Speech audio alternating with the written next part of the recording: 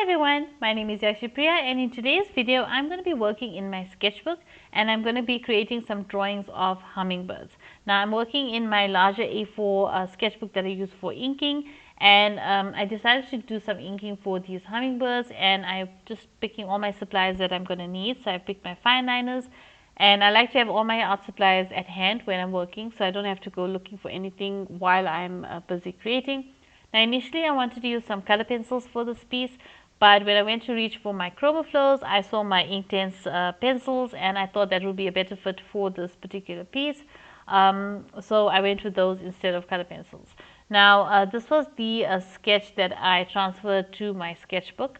The initial sketches, which you'll see in a moment, I've done in a planning sketchbook, and then I transferred it initially to this piece of paper, individual sheet, and I was going to do the inking on there, or the color pencil on there, and then I decided no, I'll just ink it. So I inked it and I looked at it and I was like happy with it, but I wanted it in my sketchbook, so I transferred it from this image into my sketchbook. So those were the initial sketches that I did in my planning sketchbook, and then I did it on inked it on this individual page, and then I just transferred it again into the sketchbook with both of them on one page. Now if you'd like to see my planning sketchbook, a tour of it, maybe let me know in the comments below if there's something you'd like to see. I do have some finished pieces in that sketchbook. It was a long sketchbook. I think it was 100 pages. So yeah, I have been using it for a long time. So there's a lot of initial sketches and planning for my paintings and drawings, as well as some completed pieces, practice pieces. So if you'd like to see that, let me know in the comments below. So yeah, so I just went in with a 0.3 fine liner and a black fine liner, and I just inked the entire drawing on this in my sketchbook. This is an A4 size sketchbook, and I just inked everything in before going in with the Inktense. But before going in with the Inktense, I of course took a kneaded eraser and just erased all the graphite lines from the transfer paper, just so that I don't have any muddy blending when I go over with the Inktense pencils. So this drawing in particular, I think I had a better, or I enjoyed doing, I enjoyed doing both, but I think my favorite from the two is the second one, which is going to be more greens and blue greens, aquamarine. So I think I prefer the second one. It's my favorite, although I did enjoy creating both of them, because I just like the way that Inktense works, because you just put in the colors and you layer and you layer and you layer all the different color pencils, and once you create the values and the details and the shadows and the highlights and the different colors and everything, you just go in with a brush with some water and it activates the Inktense pencils, and then you have these vibrant saturated colors that blend together and the entire piece comes alive, and it's sort of magical to see that happen. You just see this image coming to life, like really getting saturated and vibrant and really bringing everything together that you put, like you'll see with this particular one, or when I'm coloring in, you'll see in a moment. I just start putting in colors here and there with the pencils, and I'm not really following any particular order. I'm just putting in colors everywhere, and then only everything comes together once you put in the water. So definitely, like now, for example, I'm just putting in pencil. Okay, this area must be pink and this area must be gray, and I'm just adding the different color pinks and layering them one on top of the other, adding a little bit of accents here and there to the wings, and that really it looks good when it's done like this, but I mean it really gets vibrant once you and saturated once you add the water, and that's what really I like about Inktense. So Inktense pencils are definitely at the top of my list, although I am an artist that works with a variety of mediums. I mean, I work with oil paints, acrylics, watercolors, gouache, markers, inks, charcoal, graphite. I work with a lot of different mediums, and I'm always trying new products that come on the market, and I always try experimenting with them. So I'm always trying different mediums, but this is definitely one of the ones that are on the top for me, or at the top for me. So I definitely enjoyed doing this piece. What I've been doing, this piece was done in December, and I really had a lot of fun in December experimenting with different techniques and trying out different things, using different combinations of supplies, and just seeing how it works together, drawing on different surfaces, seeing how that works, or how it works, if it works or not. Some of them are successful, some of them not so much, but I enjoyed working on those. I've also done a lot of mixed media pieces where I do some customizing of wooden boxes. I've also done mixed media pieces on panels, wooden panels and wooden boards, which I also enjoyed a lot because there I got to use embellishments and paint and stick things on with a glue gun and paint it and add chipboards and paint the chipboards and create designs and stenciling, stamping, modeling paste, all these things. And it was just so much fun working with all of those. And those I actually got started working on some of those, like stenciling and stamping. When I used to use stamps when I was very little, I had stamps that I used to use a lot, especially to decorate my school books. But now I got back into stamping and stenciling when I started in April 2022. I started doing some art journaling and I was experimenting with different ways of combining things, and that's when I got into stamping and stenciling again and using texture paste and paints and all of that and chipboard and things like that. So that really got me into that. So I was able to incorporate that into these mixed media pieces and decorating these wooden boxes, and that was a lot of fun. And that's something that I never thought I would really, or the decorating of the boxes, I never thought I would enjoy that much. But really December I spent a lot of time creating a lot of some fun pieces that I really enjoyed and that really look very beautiful, and I'm very proud of them. So yeah, you may have seen some of them on my Instagram. I have posted some of the images, so yeah, that was something I really enjoyed. Another thing that I also enjoyed, and this I've done a couple of pieces last year or in 2022, is using metallic paints in my artwork. I think it really adds a beautiful accent to your pieces, and that's something that I want to go forward using a lot of when I'm doing my illustrations and drawings. I'm definitely still working with my realistic drawings. Like in this piece, I kept it quite simple.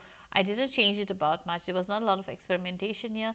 The only thing is that I did not stick to the exact reference photo. I did change the colors about. I added accents of colors that were not in the reference photo just to tie in the bird and its wings, and adding in extra, like for the top bird, the one I'm working on now, I was adding a bit more pink to the wings, which was not visible in the reference, with the hummingbird at the bottom, which is my favorite from the two, the greens and the blue greens. There was a lot of there was not so much, there was not really blue in the reference photo, but I added that and incorporated that into the piece, and it really tied in well with the greens. And that's something that I got free to do, or I got courage to do, by working on so many different experimental pieces throughout December. So by working on these different, working with different mediums, trying out different techniques, trying out different creativity projects, I was able to really open up my mind and get my mind and creativity flowing, where I can use my own inspiration or my own artist inspiration.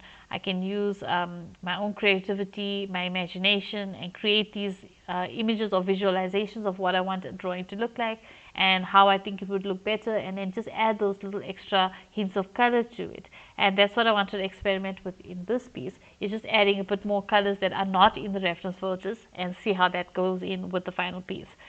So yeah, that was what I did with this one. Now you can see I'm just adding, for this second hummingbird, I'm just adding colors of greens, blues, blue-greens, aquamarines, just a variety of different colors which I selected for this piece. I'm just adding them in random places, or actually not random places, but there's certain places where I've got the values and the shadows and the highlights, and I know that's going to, I'm keeping that in mind. And there are places where I'm going to add darker blue, which is going to be more shadow areas, and the darker areas of the bird, as well as the gray.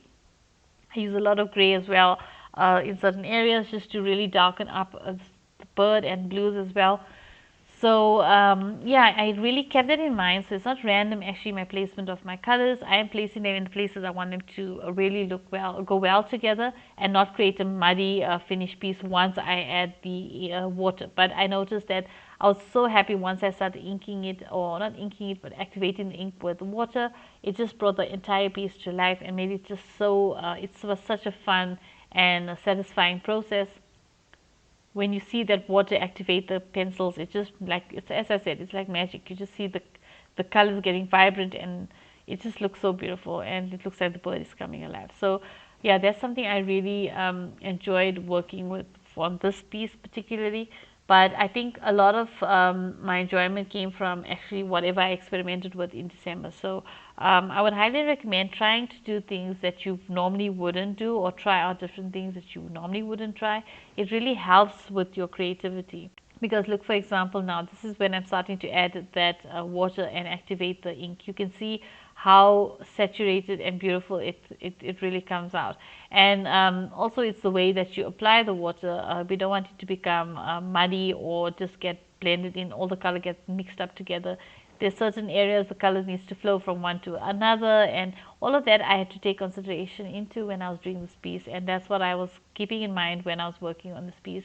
And I also changed some of the foliage. I added a couple of different foliage leaves and different foliage and different leaves, and even added extra things onto this drawing. And those are the things that I usually wouldn't do. If I use a reference photo, it's for proportions, for if it's an animal, but I try to keep the colors similar to the original photograph, except make it more saturated and vibrant, because usually reference photos are very dull. So I try to brighten it up in my painting or drawing, but at the same time I'm also not really experimenting by adding maybe accents to a background, or adding different subjects or little objects around maybe that were not part of it, or adding a little bit of design elements into it, or shapes or patterns. Those are things I haven't been doing in my art, and I really wanted my art to be more creative and more interesting. So the pieces must look more interesting to the viewer, so that they can get some joy from it, some inspiration from it, and they can just find it beautiful and something that they want to look at, and something that they enjoy looking at. So I'm still going to be doing my realistic drawings and paintings that I usually do, but I will be incorporating these little things into my pieces, as well as experimenting in my sketchbook still. You will be seeing some videos where I've experimented with different techniques and different ideas I had of working, and methods of working, and of applying them different mediums and combining them. So I will be showing some of those in my videos, in upcoming videos this year, and I'll be doing a lot of different pieces as well this year, and even doing some mixed media as well. So there'll be a lot of different things, different content coming out this year.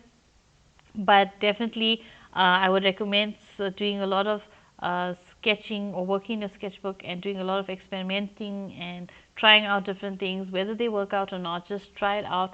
It really helps to open up your creativity, open up your mind, your imagination, and get you to really think out of the box, and really try things that you're not really comfortable with.